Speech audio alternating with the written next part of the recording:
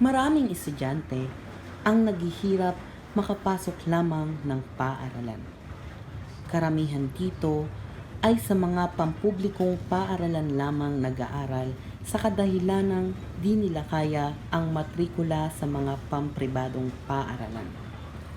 Ang iba'y wala pang baon at naglalakad lamang papasok ng kanilang eskwelahan. Sa parting ito ng Caloocan, kaibahan sa ibang lugar na malapit sa kabayanan kung saan ang pamumuhay ng mga tao roon ay sibilisado. Sa kadahilanang mas binibigyang pansin, mapaunlad ito ng gobyerno.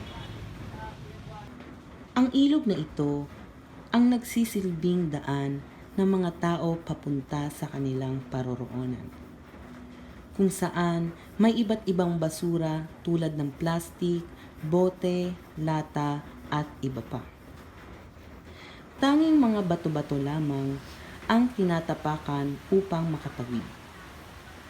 Mistulang probinsya na tahimik at payapa. Isa si Leia sa mga batang nakatira rito ang nakararanas ng ganitong pamumuhay kasama ang kanyang pamilya. Kapag masama ang panahon, tumataas ang tubig sa ilog at natatabunan ang mga bato. Kaya napipilitan silang umikot sa mas malayong ruta para makarating sa kanilang paaralan. Ang pangalan ko si Jojo Tigtig. Nakatira ako dito nagsimula noong 2000. Ang trabaho ko sa security guard. Ilang taon na po kayo sa pag-security? 15 years. Maaga po kayo umalis dito. O siyempre, alas 3 ng madaling araw. Saan po ba trabaho? Sa Makati po. Kung nakukuha sa sahod, ang natira siguro sa mga 7,000 sa 15 days. Tama-tama. Kamusta po pamumuhay niyo dito? Hirap. Hirap ang umuwi namin dito. Nakakain din sa isang araw, 3 beses. Sila yung may white tigtig, 12 years old, nag-aaral sa Kalayaan Elementary School. Pag pumapasok, nahihirapan kayo pag Hindi naman po, kasi sanay na po kami. Anong oras kayo maalis dito? 5 po. 5 ng umaga. Opo. pang umaga yung klase mo, di ba? Opo. Ikaw pang umaga siya, Panghapon. panghapon 12 siya. Anong oras kayo umuwi? Ako po 12, siya 6. Hinahatid mo pa siya sa school? Si mama po, kasi sinusundo na rin po ako ni mama. Ah, paano yun pag pumapasok kayo tapos yung di ba nga dumadaan kayo dyan sa ilog. Tapos kapag pumapasok na kayo, papunta na kayo sa school, paano kapag baha? Umiikot po kami sa Harmon. Umiikot kayo. Pero minsan dyan din kayo dumadaan kahit umuulan. Opo. Pag late na gano'n. Ano siya masakit yun? Nilalakad lang. Nilalakad yun kapag tumatawid na kayo, tapos naka-uniform kayo habang tumatawid. Opo, naka-uniform. Kapag baha, Pero po pag minsan pag mga nakapambahay na po, tapos mag-ano po dun sa balon. doon maghuhugas. Opo.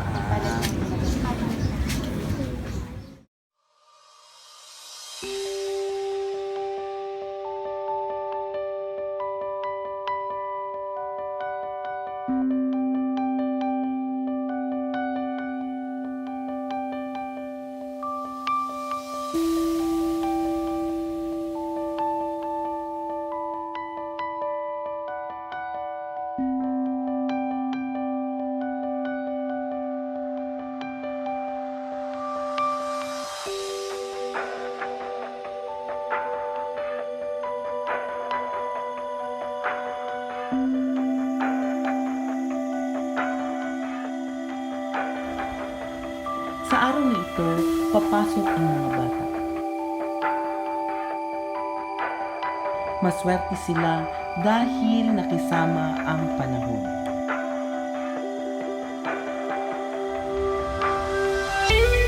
At maayos silang nakatawid sa ilog kasama ang aming tito.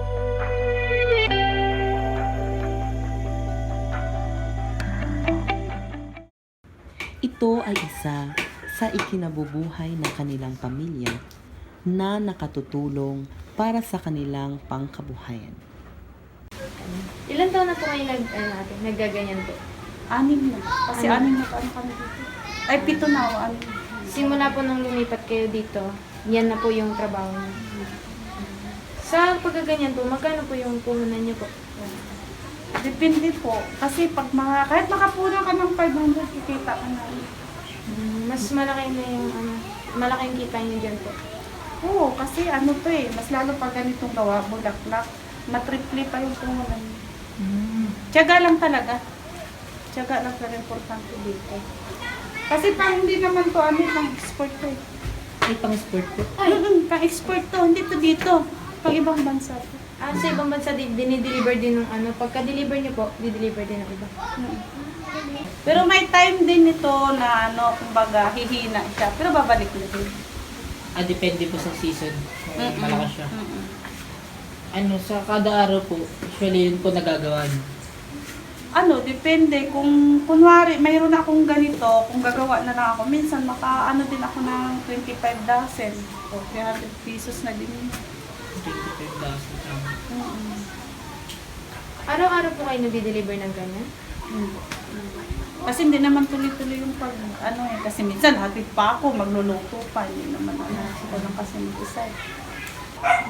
Kasi para kung titingnan nyo, mahirap kasi iraragbi pa, tapos gagawin pa, ganun. Matagal din. Pero ito talaga, sa totoo lang, laking bagay talaga. Ito talaga ang nakakaano sa mga laking bagay talaga. Kasi hindi naman to kaya man talaga, tiyagaan. Isa sa mga masalimuot na nangyari sa kanilang pamilya ay ang pamiminsala ng bagyong Undol sa kanilang lugar.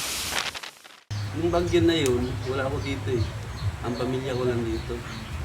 Lumipat yung pamilya ko doon sa doon sa Gaya-Gaya. Yung may doon, may forest, ba yun? Forest Bell. Doon sila lumipat kasi mataas na ang tubig. Tapos ako sa trabaho hindi ako nakauwi kasi trabaho. Kaya tinatawagan ko yung pamilya ko, hindi nakapunta. Pero tumulong naman yung sir namin, yung pinaka-isa namin, sila ang pupunta sa bahay. Tinitingnan nila dito yung area, naanod na yung bahay. Nanganod na. Naanod na yung mga bahay, kaya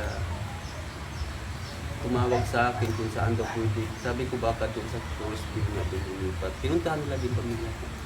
Doon nila nakita yung pamilya ko. Naka-lipat. Matagal sila doon, siguro mga 3 days siguro. Isang bay. Bago nakabalik dito. Ngunit sa kabila ng mga masalimuot na pangyayari sa kanilang pamilya, unti-unti silang nakabangon sa tulong ng kanilang pagsisikap. Ang mga medalyang ito ang nagsisilbing palatandaan ng kanilang pagsisikap. Kinabukasan, maagang gumising si Kimberly upang mag-ensayo para sa darating na kompetisyon sa larangan ng pagtakbo.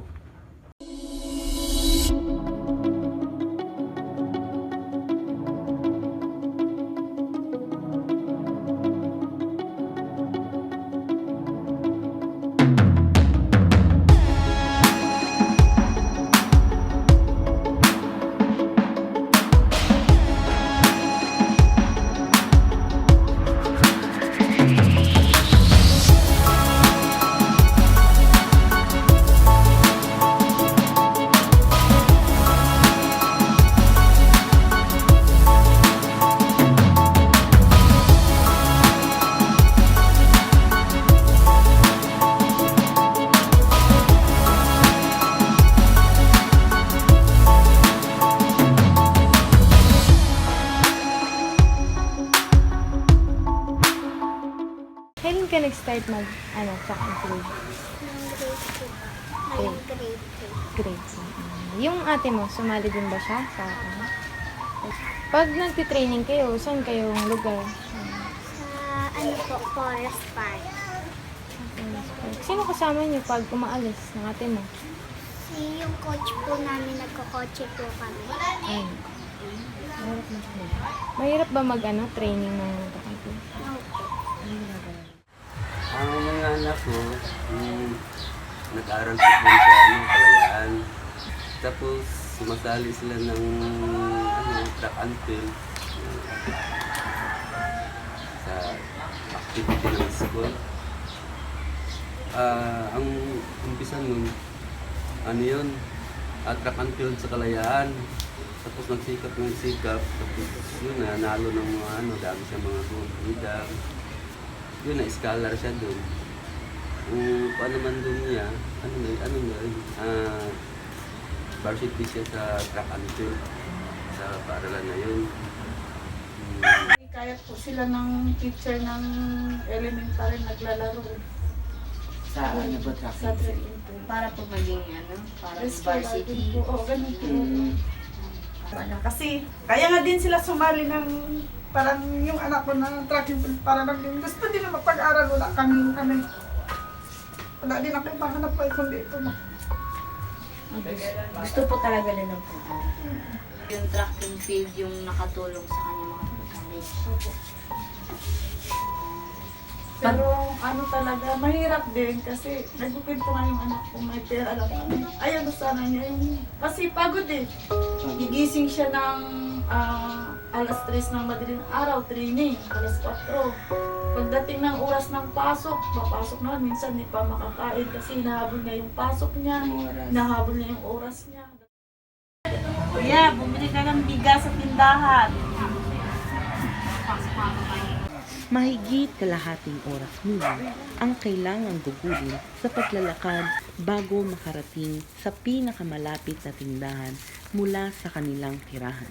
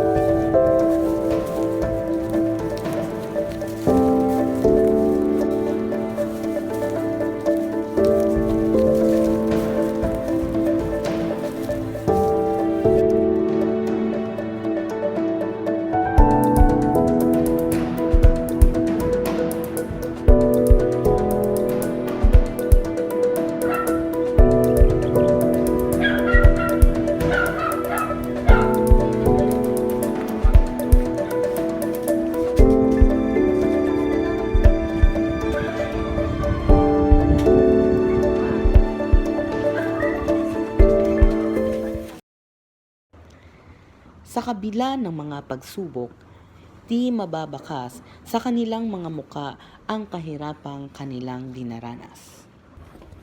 Ang pamilyang ito ang nagsisilbing patunay na mahirap man ang pamumuhay, patuloy pa rin ang buhay, sapagkat walang tao rito sa mundo na hindi nakararanas ng problema at pagsubok.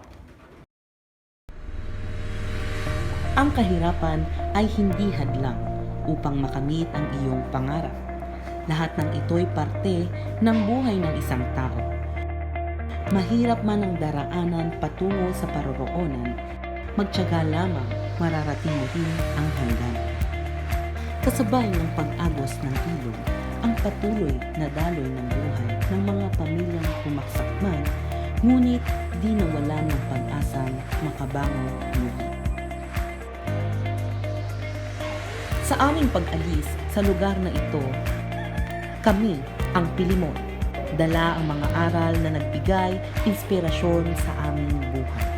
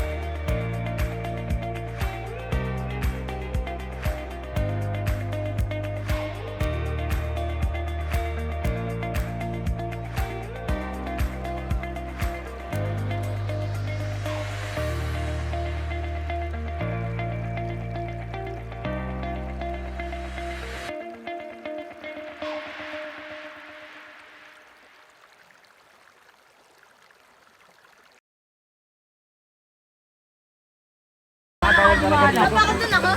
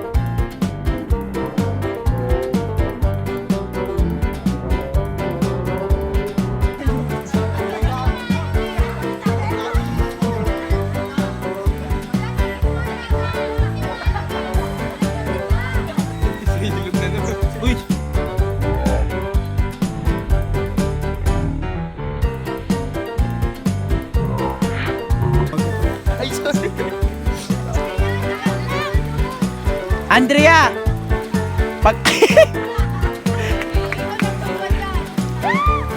Andrea, pag dalaglag ka, lagpas tao yan.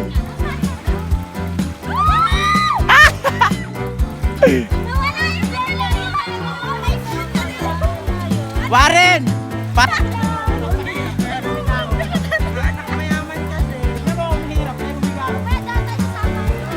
Sige, kaya mo yan.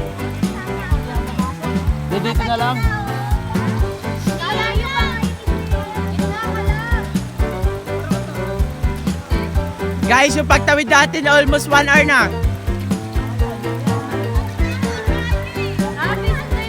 Sa inyo, sunduin mo na kaya. Hoy Warren, wala dyan daanan. Ayan, super girl.